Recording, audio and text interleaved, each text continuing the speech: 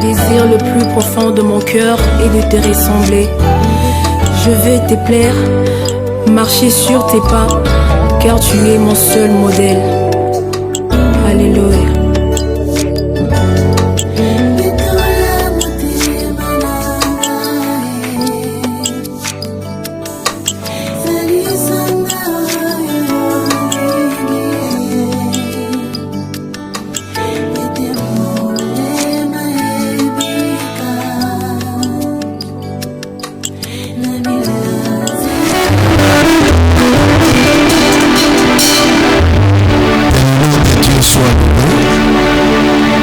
Salut tous au nom précieux de notre Seigneur Jésus-Christ.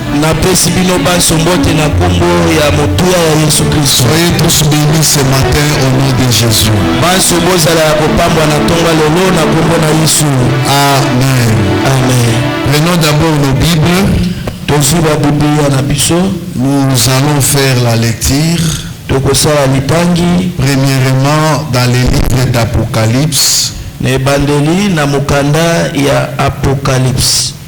Apocalypse chapitre 1er. Apocalypse na yambo.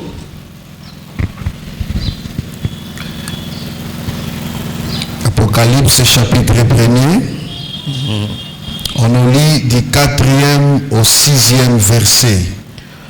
Nous lisons Apocalypse chapitre 1er du 4e au 6e verset au nom de Jésus. Jean aux 7 églises qui sont en Asie, que la grâce et la paix vous soient données de la part de celui qui est, qui était et qui vient, et de la part de cet esprit qui sont devant son trône, et de la part de Jésus-Christ, le témoin fidèle, le premier-né des morts, et le prince des rois de la terre, à celui qui nous aime, qui nous a délivrés de nos péchés par son sang, et qui a fait de nous un royaume de sacrificateurs pour Dieu, son Père. À lui soit la gloire et la puissance au siècle des siècles. Amen. Zacharie chapitre 6.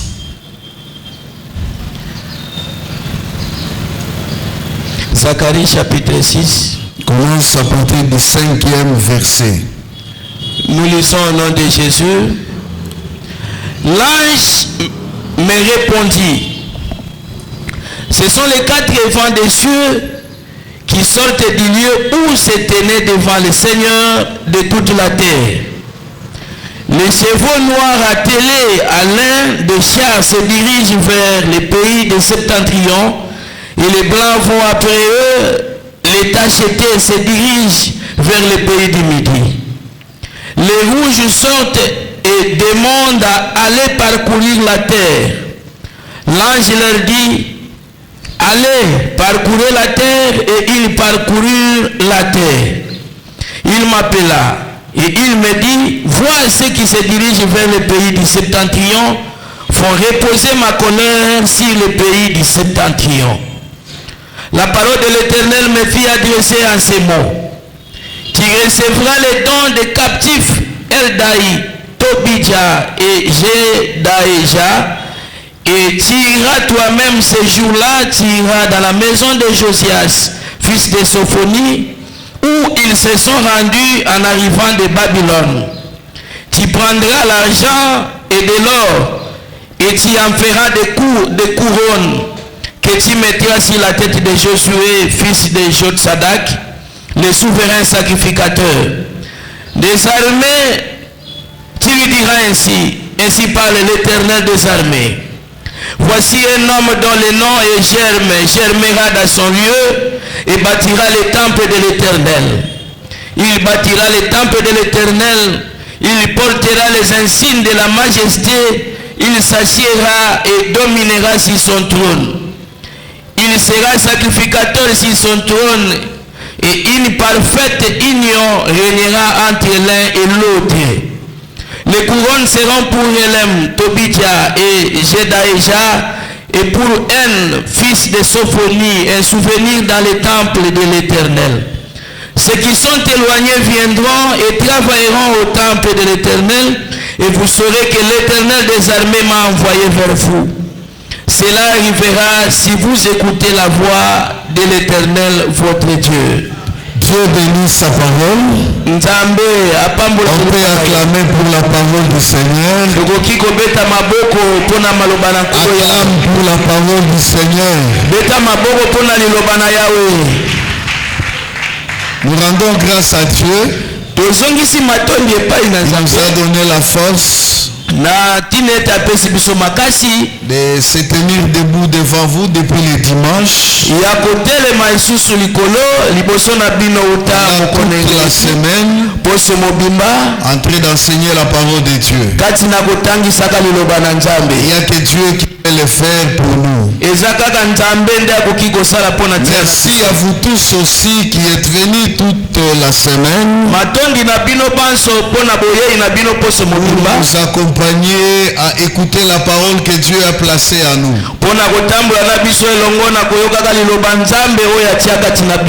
La parole de Dieu, elle ne se prêche pas avec des chaises vides. Mais elle se communique là où il y a des gens. Alors pourquoi que Dieu vous bénisse abondamment, parce que toute la semaine vous étiez avec nous. Nous avons tiré notre enseignement dans les livres de Genèse 14. Quand Jacob et Abraham revenaient du grand combat qu'il venait de livrer, il est sorti vainqueur. Et lorsqu'il retournait chez lui, il a croisé le roi de Sodome. Le roi de Sodome avait un message à donner à Abraham.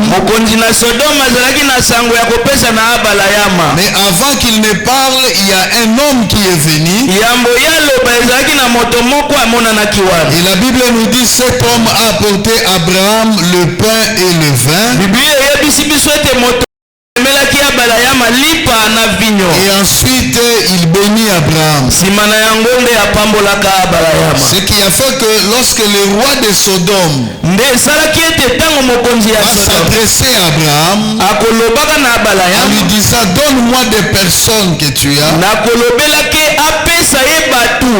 avec toi des richesses, Abraham a dit je ne te donnerai personne. Je crois que nous avions expliqué toutes ces choses. Ainsi on devait se focaliser sur le pain et le vin.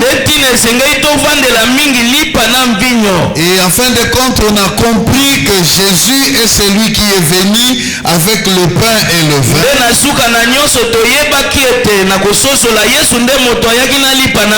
Le pain qui est son corps qui devait être brisé pour nous. Et son sang, le vin qui est l'image de son sang. Lorsqu'il est venu avec ces choses, nous avions parlé de la croix. Nous avons dit la croix c'est le plus grand sacrifice, le plus grand autel qui puisse exister. Il y a plusieurs sacrifices qui ont été donnés à Dieu. Dieu n'avait jamais agréé ces sacrifices. Le seul sacrifice que Dieu a agréé, c'était le sacrifice de la croix. Parce qu'il y a un saint qui est mort à la croix. Alors nous avons dit que la croix de Jésus nous enseigne trois choses.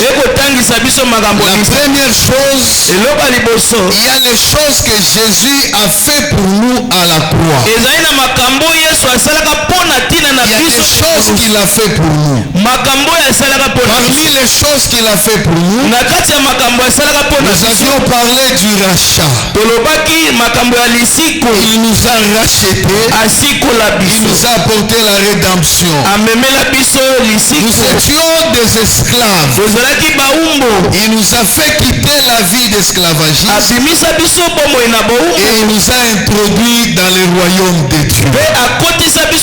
À part les rachats, Christ a fait pour nous ce qu'il a fait aussi pour nous. Il nous a apporté la réconciliation.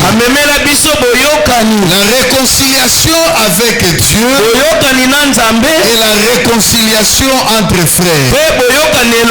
Parce que la Bible dit Dieu était en Jésus, réconcilia le monde avec lui, et il a mis à nous le ministère de réconciliation. Il nous a réconciliés avec Dieu. Nous étions des ennemis à un moment, mais il nous a réconciliés. Ainsi le ministère de la réconciliation doit continuer à se faire dans l'église. L'église, c'est un endroit où les gens doivent se réconcilier tous les jours. Ce n'est pas un lieu de conflit ou de problème. Les maisons des enfants de Dieu, papa et maman, la réconciliation doit être au centre de toutes choses. Les conflits, les problèmes dans la maison. Écoutez-moi, les bruits font fuir l'argent. Là où il y a les bruits, il n'y a pas l'argent. C'est comme ça même aujourd'hui. Si quelqu'un veut investir, il y a des grands bailleurs de fonds qui veulent investir au Congo. Il y a certains qui vous diront quoi? On ne sait pas venir le faire parce qu'il y a quoi? Il y a le bruit de guerre. On ne jette pas l'argent là où il y a le bruit de guerre. C'est comme ça que dans vos maisons, il y a des fois vous traversez des sécheresses. La simple raison c'est parce qu'il y a le bruit. C'est parce qu'il y a des problèmes. Il n'y a pas de réconciliation. Alors l'argent fuit. L'argent fuit. Ramenez la paix dans la maison. Ramenez la réconciliation dans la maison. Ce qui était parti reviendra. Amen. Amen. Ça reviendra. Parce que l'argent n'aime pas les bruits. Il nous a amené la réconciliation. En dehors de la réconciliation, Christ nous a affranchis. Il nous a affranchis de la maison d'esclavagisme. Et il nous a rendus libres. Il nous a aussi justifiés. Pas parce que nous avions pratiqué. Pas parce que tu as pratiqué les œuvres de la justice. Tu as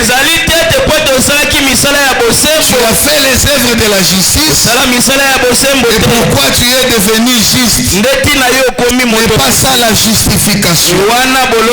La justification que Christ nous a apportée.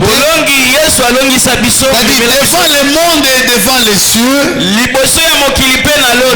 étions des condamnés. Nous étions fautifs. C'est comme quelqu'un qui va devant le magistrat. Il est devant les juges. On lui montre ce qu'il a fait.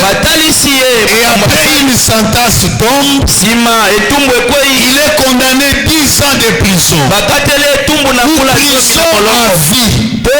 Même ses avocats sont convaincus que réellement notre client mérite ça. Voilà la mort que nous méritions. Mais juste le moment où on veut t'amener dans la prison ou t'exécuter, c'est à ce moment-là que Christ s'est présenté. Et il dit au lieu de les condamner, condamnez-moi à sa place. Au lieu que lui aille dans la prison, Moi, Christ, je pars à sa place. C'est ça la justification. On ne méritait pas ça. Mais lui, il a pris notre péché. Il a pris notre place pour nous justifier. Et c'est ce que Christ a fait de toi. Et j'avais dit, peut-être aujourd'hui, on ne sait pas voir ça et comprendre ça. Mais dans les jours à venir, nous allons comprendre ça. Lorsque tu verras les gens qui vivaient avec toi, qui étaient avec toi, sont condamnés et vont passer leur vie dans le séjour de mort, dans le feu éternel. Et pendant ce temps-là, toi tu es dans la gloire. C'est ce jour-là que tu comprendras la valeur de la justification de Jésus. Aujourd'hui on peut blaguer avec ça, mais les jours à venir nous diront plus. Nous avons dit Christ nous a guéris, Christ nous a bénis, il nous a amené la richesse, parce que la Bible dit il s'est fait pauvre pour nous enrichir. Par ses meurtrissures nous sommes guéris. Ensuite on a parlé du deuxième point, c'est que la croix de Christ nous enseigne. La croix de Jésus nous enseigne beaucoup de choses. C'est-à-dire là Jésus n'a pas enseigné, seulement ce qui se passe à la croix, ça donne un enseignement. La croix ce n'était pas un bon endroit. Je vous ai expliqué pour les Juifs, quand quelqu'un était fautif, on le lapidait. Il méritait la mort par lapidation. Mais pour les Romains, quand quelqu'un était fautif, on le mettait à la croix. C'était un endroit de honte. Et Jésus est venu pendant que les Romains dominaient sur la terre. Et comme ça que la mort de Jésus devait être confirmée par les Romains. Et ils ont ordonné à ce que Jésus soit mis à la croix. La croix c'est un endroit de honte. C'est un endroit d'humiliation. C'est un endroit d'opprobre. Un endroit où quand on voyait quelqu'un, au-dessus de sa tête on écrivait le mal qu'il a commis. Et la Bible dit maudit soit celui qui est pendu au bois. C'était un lien de malédiction. C'est là que Jésus s'est dit. Mais l'enseignement que nous avons compris, c'est qu'à un tel endroit, un tel homme qui se trouve à cet endroit, mais de là, la vie est sortie, la bénédiction est sortie, la joie est sortie. Et si nous avons compris, dans ton humiliation, Dieu prépare la gloire. Dans tes problèmes, dans tes liens de honte, la gloire qui est cachée là-bas. C'est-à-dire dans la vie, il faut accepter des fois l'humiliation. Mais comme enfant de Dieu, tu ne mourras jamais dans cet état-là. Viendra un jour où Dieu va te glorifier aussi. Parce que la croix nous enseigne cela. Qui pouvait s'imaginer là où il y a un homme maudit, abandonné, exposé, nu devant l'humanité. Mais c'est là que ta vie éternelle est sortie. Il en est de même pour toi. Dans ton humiliation, dans tes problèmes, Dieu t'honorera. C'est pourquoi ne fuis jamais les problèmes. Affronte les problèmes. Affronte-les. Accepte-les. Et à la fin, il y aura les rires dans ta vie. La croix nous enseigne aussi que dans les moments de souffrance, il faut savoir prier. Celui qui ne prie pas ne sera pas vainqueur. Jésus, il dit à Simon Pierre et aux autres, veillez et priez, parce qu'il y a une tentation devant. Lui, il a prié, mais les autres sont restés endormis. Vous n'avez pas pu veiller 1 heure avec moi. Et quand la tentation est arrivée, Jésus est sorti vainqueur. Mais Pierre, comme il n'a pas veillé, il a renié Jésus. Il a renié Jésus. Dans les tentations, pour surmonter cela, il faut prier. Il y a des combats que tu as dans la vie. Certains combats que nous avons dans la vie, pour qu'il nous quitte, ça demande beaucoup de prières. Je vous ai parlé comment Israël était devant Amalek. C'est vrai, Josué était un homme de guerre. Un homme de guerre. Il savait combattre. Mais devant Amalek, toute la connaissance de guerre de Josué sont restés lettres mortes. Mais la victoire à ces combats, c'est parce que dans l'invisible, Moïse était sur la montagne. Josué combattait. Moïse livrait aussi un autre combat. Et c'est comme ça qu'Israël est sorti. Le combat que tu as dans la maison, dans ton foyer, faut t'élever, prier le Seigneur. Si tu prends ça, tu ne prends pas ça au sérieux, ce combat va demeurer. Et ça risque d'être une épine dans ta vie. Qui dit Amen? Nous avons parlé aussi sur ce que le Seigneur a fait de nous à la croix. Il a fait de nous. C'est là où nous sommes même ce matin. Christ a fait de nous. Écoute, nous étions des esclaves. Je vous ai dit, dans chaque grande maison en Israël, on trouvait 3 catégories de serviteurs. Il y avait premièrement les serviteurs fils. Tout homme respecté, ses fils étaient ses serviteurs. C'est comme ça que vous verrez chez Jacob. La Bible dit que tous les fils de Jacob paissaient les troupeaux de leur père. Ils étaient au service de leur père. Deuxième catégorie de serviteurs, il y avait des mercenaires. Les mercenaires sont des serviteurs, mais qui ont droit à un salaire. Donc il travaille, à la fin tu dois lui payer. Il travaille, à la fin tu lui payes. C'est ça un mercenaire. Et du temps de Jésus, les mercenaires, on les payait un denier. C'était ça son salaire.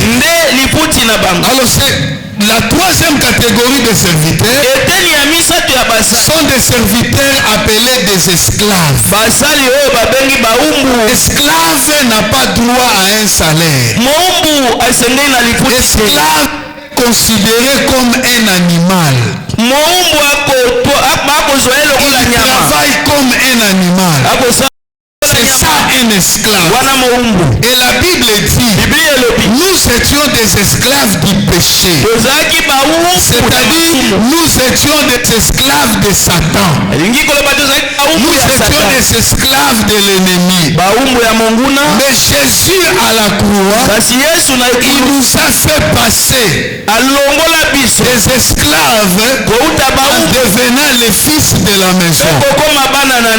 Aujourd'hui, nous sommes devenus fils de Dieu.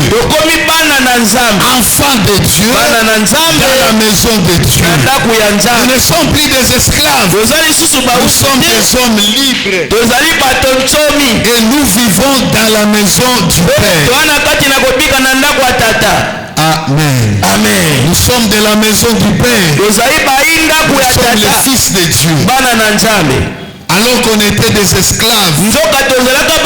Mais la croix a mis en nous l'esprit d'adoption. On devient les enfants de Dieu. Et la valeur d'un enfant de Dieu, il doit savoir. Un enfant de Dieu, il est Dieu aussi. C'est ce que la Bible nous dit. Dieu dit que vous êtes des dieux. C'est Dieu qui dit que vous êtes des dieux. Et Dieu s'assemble s'assemble avec les dieux. Amen. Amen. Alors si on est des dieux, nous devons vivre comme des dieux. Marcher comme des dieux. Travailler comme des dieux. Voilà un peu ce qu'on a partagé au courant de la semaine. Et ce matin, nous voulons ajouter quelque chose. Toujours dans ce point qui dit ce que le Seigneur a fait de nous. Nous ne l'étions pas, mais le Seigneur l'a fait. Il est devenu. Nous avons quitté la maison d'esclavagisme. Aujourd'hui, nous sommes devenus des enfants de Dieu. Mais le Seigneur, il ne s'est pas limité par là. Il est allé très loin encore. Très loin. Dieu a pris des risques. Jésus a pris des risques de faire de toi ce que je vais te dire ce matin. C'était un grand risque ce qu'il a fait. De te faire toi ce que je vais te dire ce matin. Parce que depuis le temps, Dieu n'a pas fait ça. Dieu a séparé des choses. Mais la croix de Jésus a fait que tout ce que Dieu avait séparé, Dieu le met ensemble. Et c'est ce qu'il a fait de toi. Vous savez, dans les temps passés, Dieu a dit ceci: tous les rois qui viendront d'Israël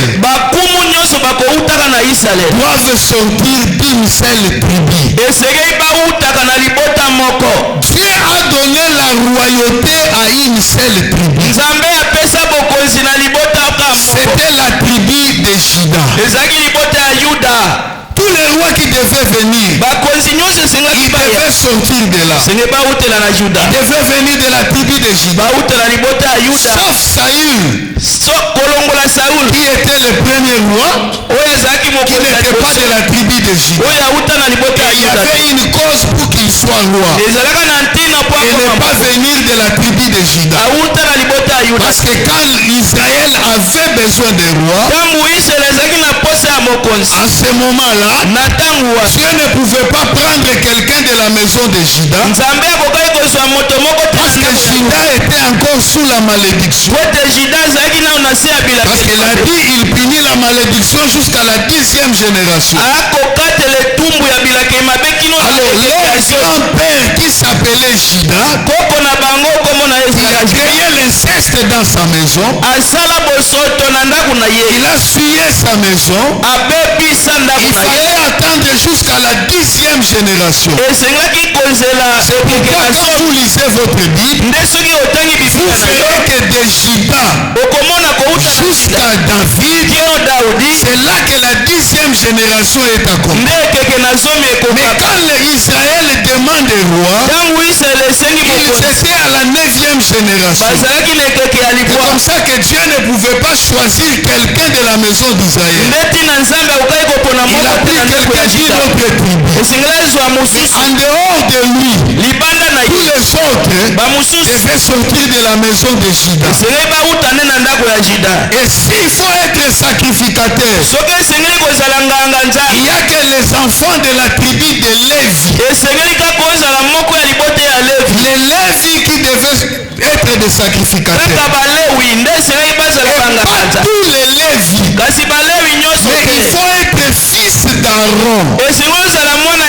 Sortir des entrailles d'Aaron. Dans la génération d'Aaron, c'est là que tu dois être Lévi.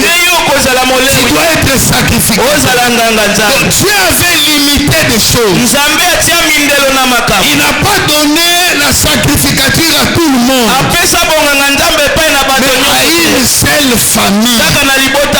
Il a donné la royauté à une seule tribu. Et c'est comme ça que le peuple de Dieu avait marché pendant tout ce temps.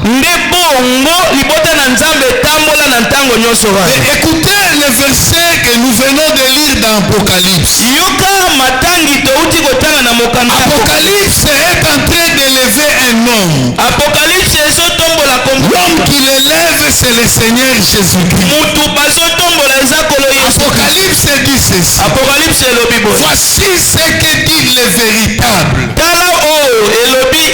Amen, le Fils de Dieu, Jésus-Christ de Nazareth, celui qui nous a rachetés, celui qui nous a fait passer de la mort à la vie éternelle, celui qui nous a donné la vie que nous n'avions pas, celui qui a fait de nous des enfants de Dieu. Et la Bible ajoute, il n'a pas fait de nous seulement enfants de Dieu, mais il a fait de nous aussi un royaume de sacrificateurs. Il a fait de nous un royaume de sacrificateurs. Dieu met des choses pour un seul peuple. Alors qu'avant, le royaume était séparé avec sacrificature.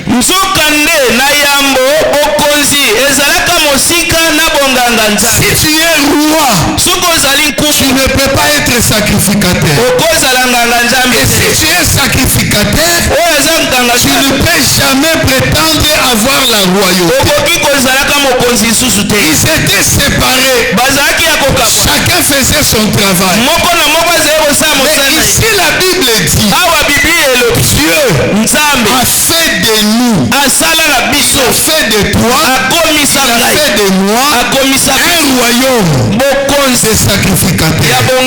Cela veut dire, il fait de toi au même moment un sacrificateur et au même moment il fait de toi un roi.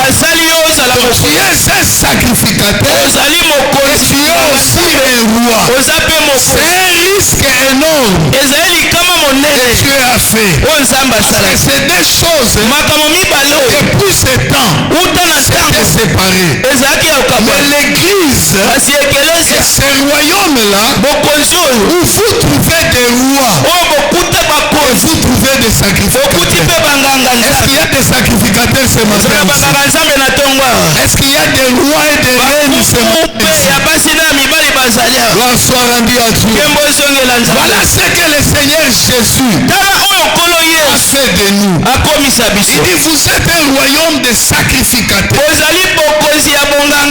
Qui est d'abord un sacrificateur? Un sacrificateur, c'est un serviteur de l'autel. Un serviteur de l'autel. C'est-à-dire son travail, c'était à l'autel. Qu'est-ce qu'il faisait à l'autel? Là à l'autel, il présentait des sacrifices à Dieu. Il était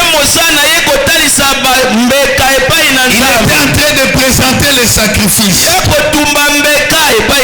C'est-à-dire il était tous les jours de sa vie Alléluia. debout devant l'autel.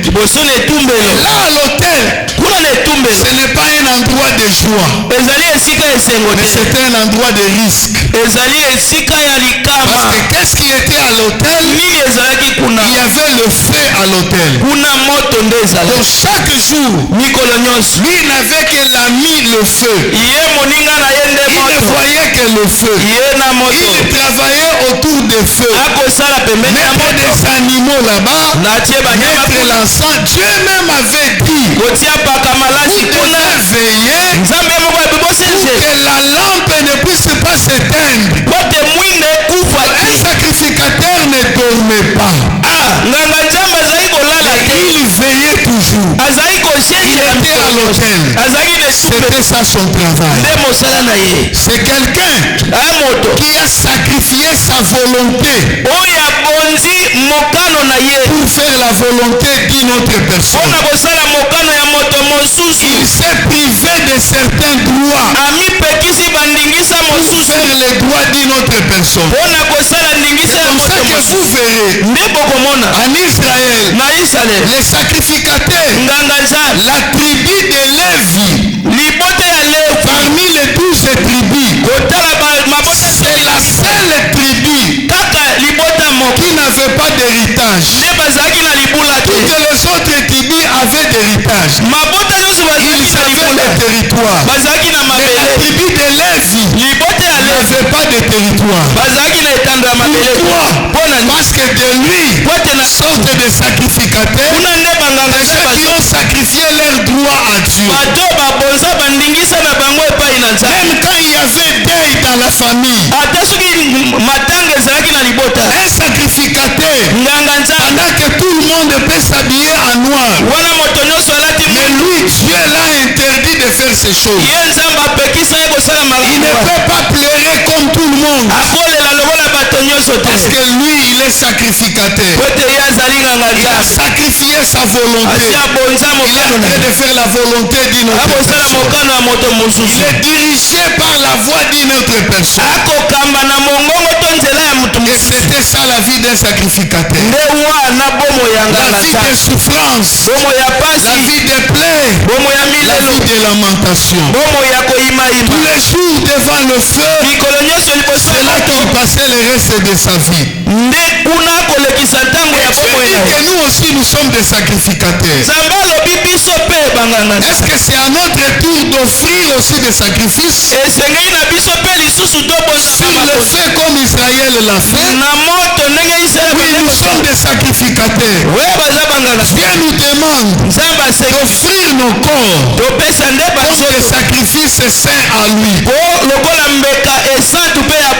Nous aussi bien aimés dans la foi, nous sommes appelés à faire des sacrifices pour le Seigneur notre Dieu. C'est-à-dire, tel que tu es là, tu ne peux pas manger comme tout le monde. Si tout le monde tous les jours, mais toi tu n'es pas appelé à manger tous les jours. C'est ça le sacrifice que nous faisons pour Dieu. Pendant que nous sommes ici, il y a nos amis qui dorment encore. Parce que hier la nuit, ils ont été quelque part dans la joie de ce monde. Mais toi le matin tu es là pour venir adorer Dieu. Voilà les choses que Dieu aime. Voilà les choses que Dieu aime. Nous ne dormons pas comme tout le monde. Nous ne marchons pas comme tout le monde. Nous avons le même salaire avec nos amis. Mais pour toi, Dieu te dit dans ton salaire là, enlève un dixième, enlève les offrandes, enlève des histoires. Tout ça, ce sont des sacrifices que nos amis ne font pas, que nous sommes en train de faire. Voilà des sacrifices que nous sommes en train de donner à Dieu. Pendant que les autres volent à gauche, ils trichent, ils font ceci pour réussir dans la vie. Mais toi Dieu te dit, ne le fais pas. Sois honnête, sois juste. Tu as cette possibilité de faire comme les autres, mais tu ne le fais pas. Parce que seulement tu es un sacrificateur de l'Éternel. C'est pourquoi tu ne le fais pas.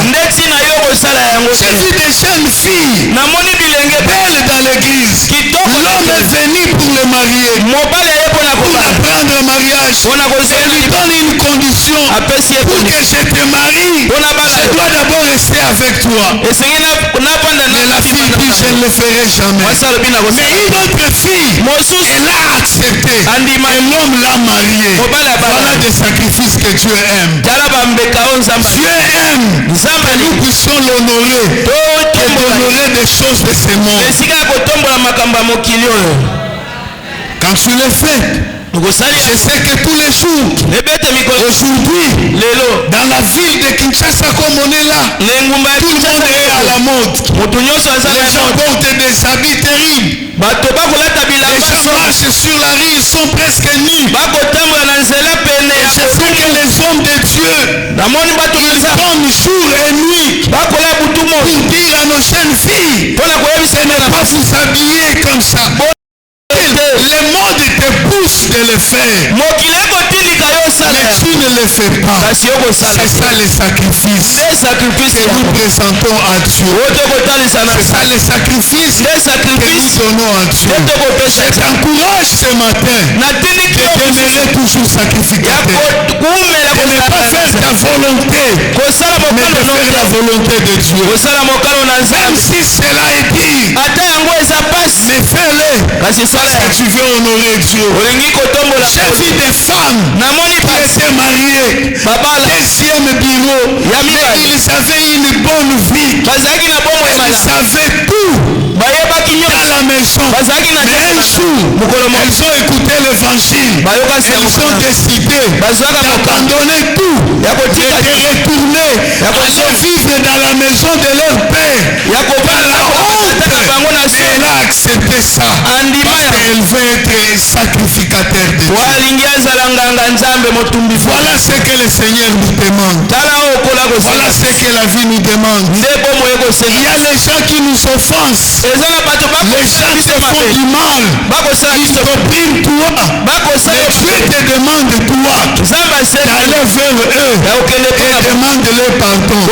Même si tu n'es pas fautif, celui qui est fautif, c'est ton mari qui t'a manqué. C'est ta femme qui t'a manqué. Mais Dieu te demande, parce que tu es sacrificateur, va là-bas et demande pardon. Qu'est-ce que Jésus a fait? Il n'a rien fait pour mériter le mal. Il a dit, Père, je pardonne ceux qui me font du mal. C'est eux qui me font du mal. Mais il dit, Père, pardonne-nous. C'est ça, les sacrifices que nous apportons à Dieu. C'est que nous apportons à Dieu. Notre vie de tous les jours. Maintenant la question est de savoir, est-ce que nous allons demeurer toujours comme ça? Dans une vie de souffrance, dans une vie de peine, toujours ça. Maintenant le livre de Zacharie, là où nous avions lu, est en train de nous répondre. Zacharie dit ceci: j'ai vu une grande guerre. J'ai vu une grande guerre. Les chars se sont levés de part et d'autre pour un grand combat. Et ils ont livré un grand combat. Après ce combat-là, Zacharie dit ceci: Dieu va ordonner aux prophètes d'aller vers le souverain sacrificateur. Il s'appelait Josué. Josué est un homme de souffrance, un homme qui pleure tous les jours. Mais Dieu ordonne, va chez le souverain sacrificateur, prends de l'or, prends de l'argent, fabrique-toi une couronne, prends cette couronne, va mettre ça sur la tête du souverain sacrificateur. Le prophète demande, mais Dieu, qu'est-ce que tu me dis là? Je dois prendre la couronne et aller mettre ça sur la tête du sacrificateur. Si un sacrificateur mérite une couronne, c'est la couronne de souffrance, c'est la couronne de plaie. Mais tout vient qu'aujourd'hui Dieu demande à ce qu'on puisse mettre sur la tête des sacrificateurs une couronne royale. D'où vient cela? Et Dieu va répondre. Il va dire ceci. Ce n'est pas ton problème, prophète. Mais je te dis ceci. Voici un homme. Voici un homme qui va venir. Le nom de cet homme, c'est le germe. C'est ça son nom. Il s'appelle le germe. Et il germera. Le germe, on ne l'empêche pas. On ne peut jamais le bloquer. On ne peut jamais l'interdire de faire quelque chose. Ce verge-là, il viendra. Il viendra. Quand le germe viendra, parce que lui, on ne le bloque jamais.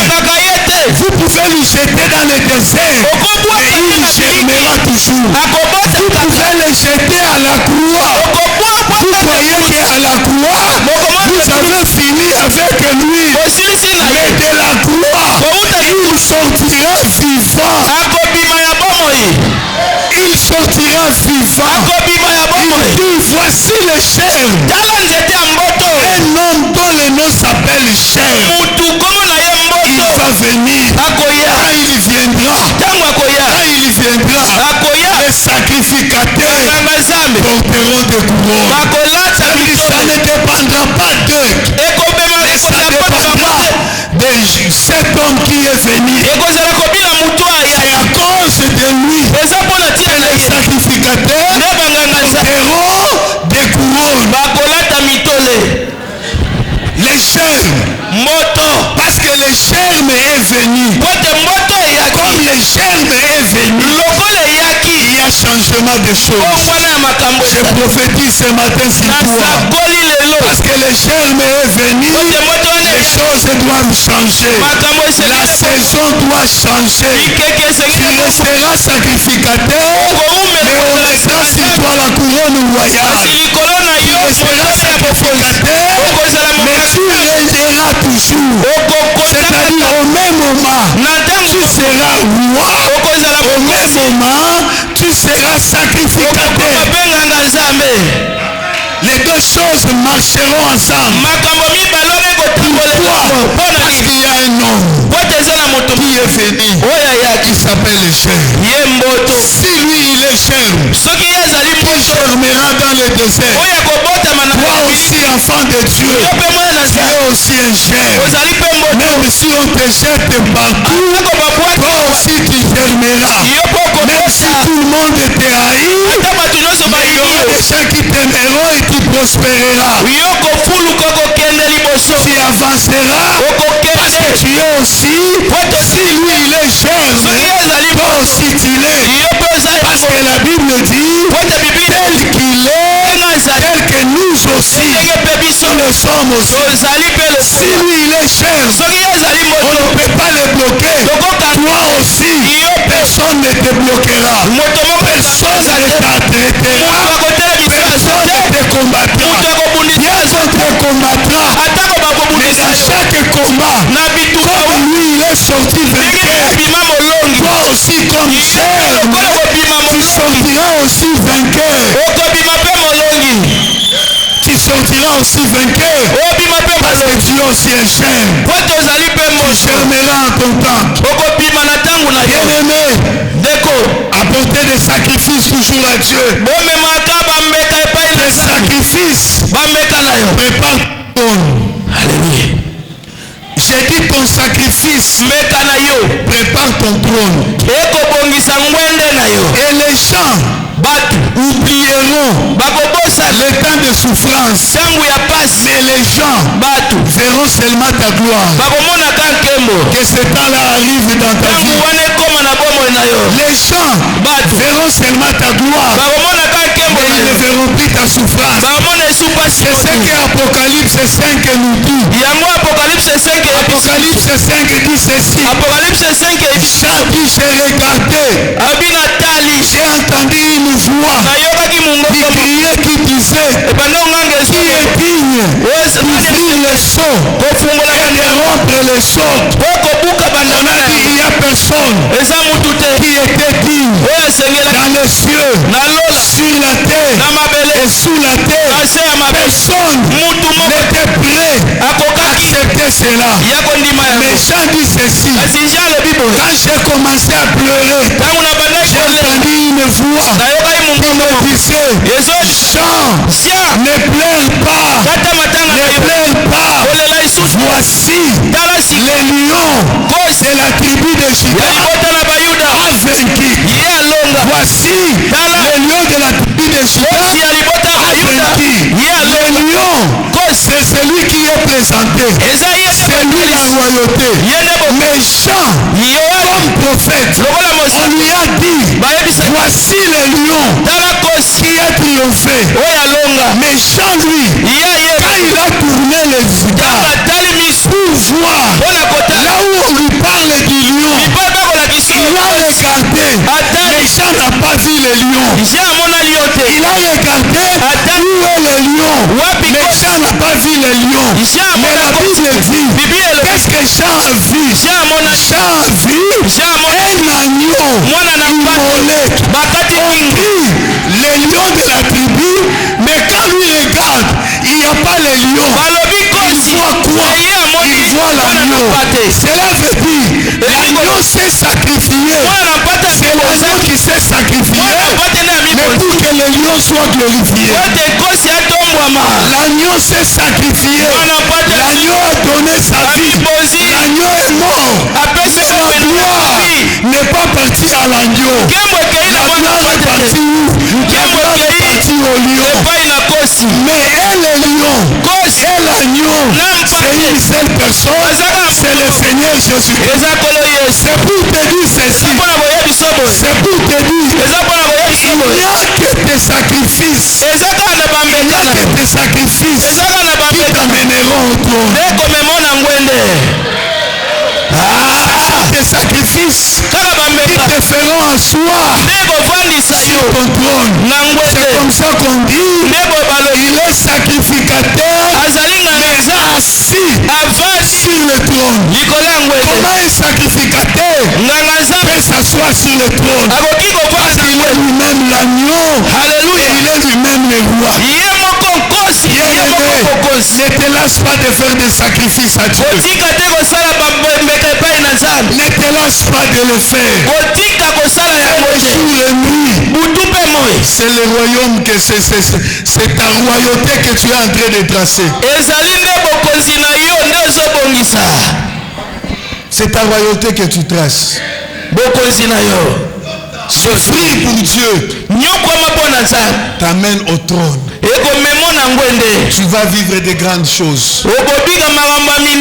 J'ai toujours dit aux gens qui nous envient aujourd'hui, et vois, tu roules dans une belle voiture.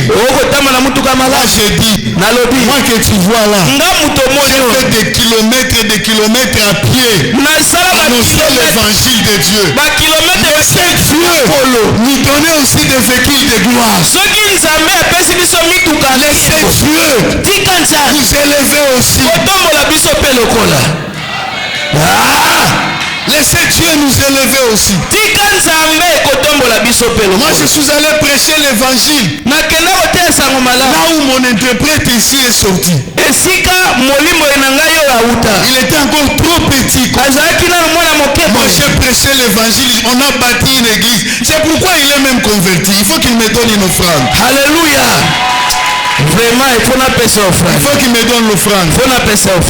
Il doit me donner une offrande. Alléluia. On a prêché l'évangile. On est marché partout prêcher l'évangile. Et si Dieu veut honorer quelqu'un, toi aussi, Dieu va t'honorer. Dieu va t'honorer. Continue à pratiquer ce que tu fais pour l'œuvre de Dieu.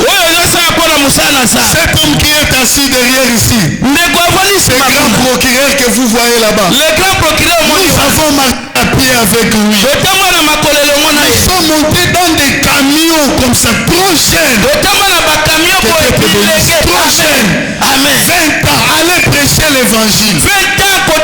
Mais aujourd'hui, Dieu nous a honorés. Dieu nous a donné de la valeur. Je crois, ce Dieu-là est capable de te donner aussi de la valeur. Ce Dieu est capable de t'honorer aussi. Tu n'es pas encore fini avec Dieu. Continue comme ça. Il y a un jour où tu vas te réveiller et tu verras que les choses ont changé. Tu verras que les choses ont changé. Tu verras que les choses ont changé. Le temps que tes sacrifices t'amènent à la gloire est arrivé. Et la Bible dit il y aura une parfaite communion entre les deux. Il y aura une parfaite communion entre les deux.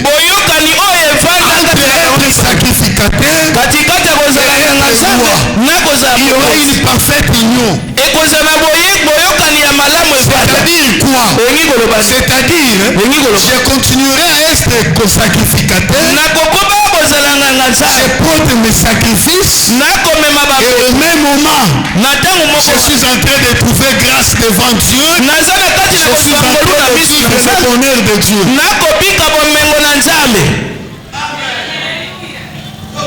Qui vous a dit que si vous priez Dieu et vous faites vos sacrifices, vous allez demeurer toujours comme ça? Dieu va vous amener dans les deux choses. Il est possible dans cette église qu'on ait des ministres, qu'on ait des DG. Ils sont DG, il est ministre, mais il continue à jouer sur la guitare basse ici. C'est ça une parfaite communion. Alléluia. Il est chef. À l'extérieur ici, tout le monde a peur de lui. Mais quand il entre ici, il dit ici, c'est Dieu d'abord. Il se met comme tout le monde. Une parfaite communion. Il est possible qu'on ait des jeunes filles ici qui sont des millionnaires, mais craignant toujours Dieu, qui servent toujours Dieu. Si elles sont là, recevez cette bénédiction. Qu'elles soient pour vous au nom de Jésus. Il est possible, bien-aimé, il est possible d'avoir des jeunes gens qui sont des grands responsables et qui craignent Dieu. C'est ce qu'il a fait pour nous. C'est ce que Zacharie dit. Tu seras au même moment sacrificateur et au même moment tu es roi. Les choses marcheront ensemble. Ça marchera ensemble. Dans ta vie, ça marchera ensemble. Nous ne sommes pas de ceux qui pensent que si Dieu nous bénit, nous allons abandonner. Jamais. Quand il bénit, on l'aime encore davantage. On le sert encore davantage. On se donne à lui encore davantage. Quand il ouvre une porte, il introduit lui aussi dans cette porte-là. Et s'il t'ouvrira une seconde porte, parce que tu es sacrificateur et tu es roi. Comme on a dit, ce jour-là, prends une couronne, mets sur la tête. Je termine mon message. Que le Dieu des cieux fasse descendre des couronnes ce matin en ce lieu sur la tête de tout un chacun de nous. Reçois ta couronne de gloire. Reçois ta couronne de gloire. Reçois ta couronne de richesse. Reçois ta couronne de richesse. Reçois ta couronne de richesse. Reçois ta couronne de richesse. Reçois la couronne de mariage. Reçois la couronne des enfants. Reçois la couronne de réussite. Reçois. Toutes sortes de couronnes. cela soit ça à côté. Au nom de Jésus. Là où on pensait que tu ne peux pas réussir, aujourd'hui, la couronne de réussite vient sur ta tête. La couronne d'aller de l'avant. La couronne de prospérer. La couronne de grandir. Qu'elle te soit posée au nom de Jésus-Christ. Reçois cela. Reçois cela. Reçois cela. Reçois cela. Tu es sacrificateur et tu es roi. Et personne n'ôtera ton royaume. Demeurera roi jusqu'au jour où la trompette sonnera. Que Dieu nous bénisse tous. Au nom de Jésus. Soyez bénis au nom de Jésus. Amen. Amen.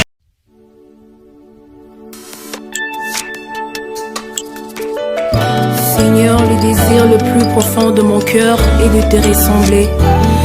Je veux te plaire, marcher sur tes pas, car tu es mon seul modèle.